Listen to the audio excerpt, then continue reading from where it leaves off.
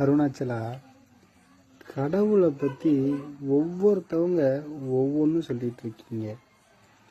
இருக்காரா இல்லையா, அது என்ன, அது எதுக்கு, எப்படிப்பட்டது, எதற்காக, நிறைய யோசனை ஓடிட்டுருக்கு. கடவுள்னா எல்லாரும் கேட்டுகிட்டே இருக்கீங்க. அதுக்கு யாராவது ஒரு ஆள், இன்னும் நிறையா பேர் இருக்காங்க இங்கே, அதை எதையாவது ஒன்று அடிச்சு விட்றாங்க வாயில். கடவுளுங்கிறது என்னென்னா, நமக்கு மேலே இருக்கிற ஒரு மிகப்பெரிய ஒரு பேரருள், ஒரு சக்தி, சரியா, பிரபஞ்ச சக்தி. அது இல்லை அப்படின்னா நம்மளால் இங்கே தினசரி வாழ்க்கையை உருப்படியாக வாழவே முடியாது. இந்த மூச்சுக்களை உள்வாங்கி வெளியே விட முடியாது.